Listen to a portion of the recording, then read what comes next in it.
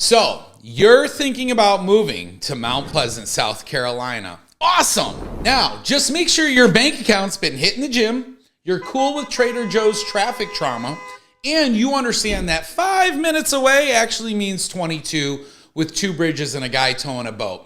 Let's break it all down. Hey everyone, today I am diving into the 12 most common questions you as my viewers write in and ask me about Mount Pleasant, South Carolina.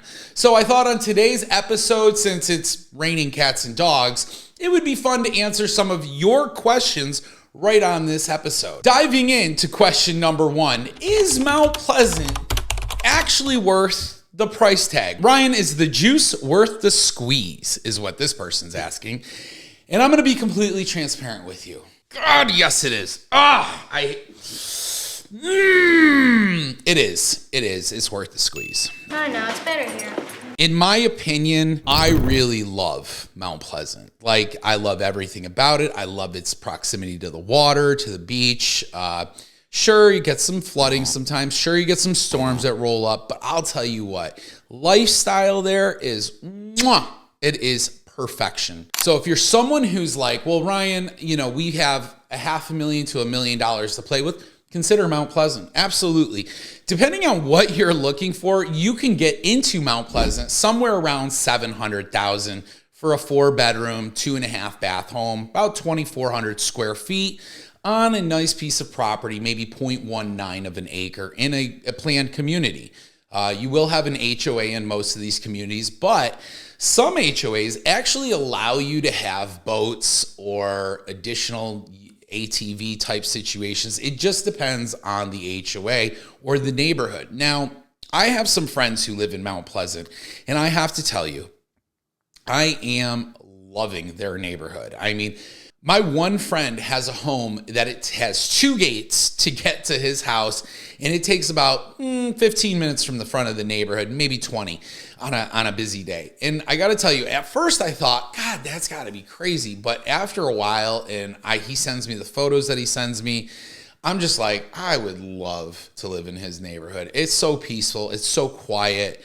There's no drive-through traffic. There's nobody going crazy, flipping somebody off. It's relatively easy to get into his neighborhood. He's got a lot of really great neighbors. So, I mean, yeah, is Mount Pleasant actually worth it? For a lot of people, it is. And I got to tell you, it's lifestyle, it's the schools, it's the shopping, it's the restaurants, it's the proximity to downtown Charleston, it's the proximity to the beach. I mean, if you were to say to me, Ryan, if I could give you a $1.5 million right now to go buy a home in Mount Pleasant, would you? Absolutely, hands down. But, it's not for everyone. Not a lot of people have $1.5 million, $1 million they want to throw towards a home. I get that. It is not for everyone, but for the people it is for, it is fantastic. Ryan, what are the pros and cons of living east to the Cooper? So, you're going to get some wind. You're going to get storms. Things come up.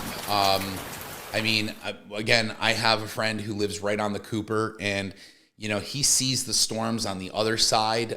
He gets a little bit of wind, a little bit of rain, but I got to tell you, it's not anything crazy. It's not like he's, losing half of his house because the wind comes through. The lifestyle is pretty great. He has a public boat ramp in his neighborhood, so he can just, drive his boat up, hook it up, and walk back to his house. So, having that on the water lifestyle is pretty amazing. I think there's a lot of pros and some cons. Again, you could get flooding. That is a very real con. You could get a really big storm, roll up, and get some damage to your house. That's a reality. That's a con. So again, the big pros and cons, it just depends on how you look at it. Some people are okay with going through a storm and being in an area. I mean, people move to Florida every year. So, South Carolina, we don't get beat up as bad as they do. We get our storms. Don't get me wrong. Not playing down the storms at all. We get our storms, but we're no Florida, and there's a lot to be said there. And not to mention the flood insurance here, things like that. They're not crazy. If you live in an X zone and you're in Mount Pleasant, you're doing pretty good for yourself. AE, AE 14, something higher, you're going to be paying a little bit higher premium. But again, that comes with the lifestyle. So you just have to factor that all in. So number 2, yeah, those are the pros and cons of living near the Cooper. All right, moving on. Number 3, Ryan, is the public school systems as good as everyone says? Yeah, they're pretty freaking good. Yes, absolutely. In fact, they're some of the best in the state. And I'm not telling you this as just like buy from Rye. I'm telling you this as a dad, as another person, as a consumer, okay? I know how to work Google. I know how to go on and type stuff in. And yes, you can read the public school ratings. Guys, what I'm telling you here isn't anything you're going to not find online, okay? There's no secret here. There's no secret sauce. Mount Pleasant has amazing schools, and for good reason. The teachers are fantastic. The faculty, I mean, the one school that they just opened, Philip Simmons, looks like a college. I mean, there are some beautiful schools in neighborhoods. So yeah, is the school system as good as everyone says? Absolutely. But you got to do what's your due diligence. This is something I tell everyone. Like, everything on paper can be amazing. It can sound amazing, but until you get here, you have your perception, you perceive things differently. You may say, hey, Ryan, we don't really like these schools. We actually like these schools, these private schools, but we don't like these public schools. Okay, fair enough. That's your opinion. And again, that's why I say you have to come here and do your due diligence. Now, for the most part, schools are freaking rock star schools here, man. I mean, come on. I have realtors. This is always the funniest part. Realtors always, they say things kind of like in two ways, like they'll tell you what they think, but then they'll also say, oh, but it's really good. It's good for everybody kind of thing. When you talk Mount Pleasant schools and a group of realtors, boy, their eyes light up like it is Christmas time. I mean, these people are not afraid to tell you how great the schools are. And it's just kind of one of those things where I crack up because I'm like, I've never heard such confirmation on one area about the schools as much as I do in Mount Pleasant. So take it for what it is. All right, guys, moving on. Number 4. So Ryan, how bad is the traffic over the Ravenel Bridge during rush hour? Well, I just drove the Ravenel Bridge the other day. Now, it wasn't during rush hour. It was in kind of a cool, calm part of the day. But it was okay. It wasn't bad. And I get it. In rush hour, people are leaving work downtown. They're driving home to Mount Pleasant.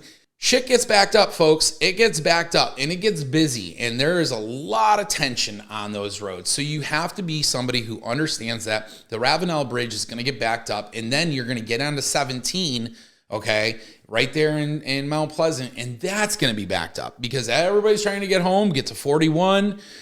Maybe get to Carolina Park, and I got to tell you, it sucks sometimes. But that's the whole area. It doesn't matter if you're living in Somerville, if you're living in Johns Island, James Island, West Ashley, the traffic is the traffic and it's everywhere of Charleston. So, I'm not going to really sit here and beat up Mount Pleasant on their traffic because it's like that everywhere, guys. You're running into traffic everywhere you go. I mean, heck, my Waze has started taking me on these back roads where I'm like, I've never been out here before. It must know something I don't. And surely it does. It ends up being like some multi-vehicle accident on the 26, and it was like, hey, we're going to take you out this way because it's going to be shorter regardless. So, something to consider. All right, guys, before we jump into the rest of the questions, if you're daydreaming about Mount Pleasant while you're stuck in traffic back home, hit that subscribe button for me. I'll give you the inside scoop before you spend $1 million in Mount Pleasant and realize the closest Starbucks has a drive-through that wraps around twice. Nobody wants that, guys. No one. So I'll help you out. Don't worry. And so, Ryan, number 5, what's the difference between Old Mount Pleasant, Carolina Park, and Dunes West? Well, glad you asked. So Old Mount Pleasant is exactly that. It is Old Mount Pleasant, a lot of older homes, some new homes that have been built to look like old homes. But I'll tell you what, these are stately looking houses. I mean, you want to talk affluent community? go drive through Old Mount Pleasant. One of the key factors that I personally like about Old Mount Pleasant is it does have a small little downtown area, a little strip that I like to call, and it's beautiful over there. It actually is some of the areas that the show Outer Banks for Netflix used as the background to a lot of the locations. I mean, Old Mount Pleasant just has that feel. So if you're someone that watches the Outer Banks show and you're like, oh, I really like the way this looks, Old Mount Pleasant. Now, if you are someone who's like, well, Ryan, we like a new house, new neighborhood, Carolina Park is going to be your jam. So Carolina Park is one of the it is an up and coming neighborhood. It has up and coming, but it's just beautiful. It's got all the great things. It's got a brand new Costco in there, lots of shops, lots of restaurants, a lot of nearby, but you're tucked up a little bit more north Mount Pleasant, which for some people, they like that area. So if you're someone that's like, well, Ryan, we really like to be a little bit out of the hustle and bustle of Mount Pleasant, then Dunes West, Brickyard, those areas are gonna be kind of a little bit better for you, especially Park West, Dunes West, Brickyard, Snee Farms. A lot of those areas are outside of the hustle and bustle of Mount Pleasant. They're up on 41. But they're all master plan communities. Now, Dunes West, part of it is gated. So it just depends on what part you live in, which will determine whether or not you're going to need to access it through the gate. And again, every neighborhood is a little bit different in Mount Pleasant. So that's why it kind of comes down to being specific on what you're looking for. Some people say, Ryan, we just like the new construction stuff. Cool. There's neighborhoods like Liberty Hill Farms. There's neighborhoods like Carolina Park. So there are places that still offer new, while other places have more mature tree lines, Dunes West, Snee Farms, those kinds of places. So again, that's the real big differences and their location. Now, most people I talk to are okay with most of the places in Mount Pleasant because it's in Mount Pleasant. And so if you're one of those people, that's okay. We can definitely find what you're looking for. It gives us more of a variation of what kind of home in what kind of neighborhood you're planning. Number 6 on the questions that everyone reaches out and asks me about Mount Pleasant is, Ryan, are there any affordable neighborhoods left in Mount Pleasant? Sure there are. So you have areas like Oyster Point, which is great. You also have neighborhoods. For a lot of people, Carolina Park is affordable. So I would say Carolina Park's on that list. Brickyard, I just actually had a client close in Brickyard for $700,000. They love it there. They've already done some work on their home. So, I mean, it is still relatively affordable. You can still find deals. And I would actually argue that in this market, if you're someone that's looking to move into Mount Pleasant now in the next 6 months, before things get crazy again, now is the good time to submit offers on some of these pre-owned homes and get them accepted, because some of these houses are sitting 60, 70, 80, 90 days and nothing's happening. So I would almost beg to argue that those folks, those sellers, are probably getting antsy and they probably want to get something soon. And if you come in with an offer, maybe it's a little bit lower, maybe it's 50,000, maybe it's 100,000 lower. But if you come in with an offer and it's strong and it's competitive, it might just get accepted. And I got to tell you, that's how I get my clients the best deals, is I get them in a situation where our offer looks the best, no matter how you look at it. So just a little tip there. All right, number 7 on questions of everybody reaching out, asking about Mount Pleasant all the time, because it's crazy. It's awesome. So number 7, how close are you to the beaches, Ryan? And which ones are better, Isle of Palms or Sullivan's? Well, okay. So I really like Sullivan's Island. I love it for its just uniqueness. There's sandbar. You can walk out a little bit. It's really pretty. I love Sullivan's. My big issue with Sullivan's is I have 5 kids, and parking is a bitch. Let me tell you, most of the time you have to park on the street somewhere. You have to find a spot on the street that you're allowed to park, because there's a lot of homes. You're sometimes parking in front of these stately homes, right? So you have to park on the street, and then you have to walk to the beach. And if you have 5 kids, one of which is an infant, it's difficult. It's definitely tough, because you're walking, cars are flying by, you're trying to make sure nobody gets hit, because the parking lots in Sullivan's are usually always packed. I mean, no matter what time you get there, you're always going to get beat out by somebody. It never ceases to amaze me. No matter how early we've gotten to Sullivan's, we've gotten there at like 9. Nope. sorry, it's all packed. So that can happen. But I really do like Sullivan's. Now, for ease of the family, Isle of Palms is the way to go. We go right to the Charleston County Park section. We get out, we park, get all of our stuff, and it is literally a wagon ride away from the beach. And I'll tell you what, it is perfect. And you've got showers, changing stations, little playground there for the kids, and easy access to the beach section where it's actually got a strip of the deck that goes right out to the middle of the beach. So again, for families and people who aren't looking for a complex situation, Isle of Palms all day long. Or even Folly. Folly's a little bit further of a drive, but you could definitely do Folly. Now, Sullivan's Island, if you're a couple, singles, retirees, empty nesters, like just you two, maybe 3 or 4 of you, Sullivan's Island's the way to go. It's beautiful. I really love Sullivan's. I'm not even going to try and lie about it. I think it's fantastic. So they just need a county park section so I can park my family there. All right, guys, moving on. I hope you're enjoying all of this content and this information. I love giving it, so keep it up. All right, keep watching. Is Mount Pleasant a family town, a retiree town, or a flex on your neighbor kind of place? Well, it's a little bit of all three. I'm not going to lie. Definitely a flex on your neighbor kind of place, that's for sure. Unless you're trying to keep up with the Joneses, and the Joneses make like $8 billion a year, and then you're like, well, in difference, I'm not that wealthy. No, definitely not going to be able to flex on the Joneses. Woo! Anyways, I think it's definitely a family-friendly area. One of the big things about Mount Pleasant that I like is all the parks, the recreation. But I see a lot of families moving there, a lot of young families, a lot of bigger families, 3, 4 kids. People just really pride themselves in having good education for their kids, but more importantly, a good surrounding lifestyle, like neighborhoods that make sense where, you're not seeing videos go on the internet of kids beating each other up in the middle of the neighborhood or the street.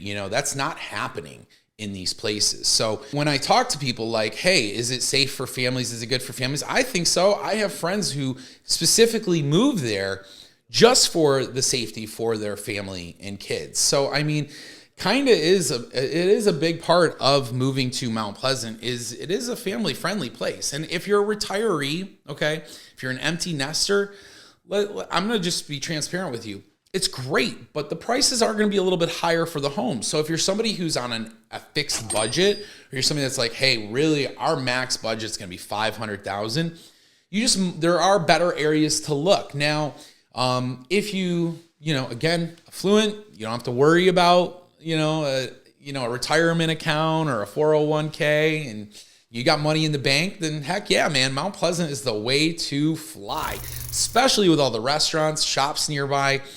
If you're a boater, if you got a yacht, boat, fishing boat, charter boat, doesn't matter.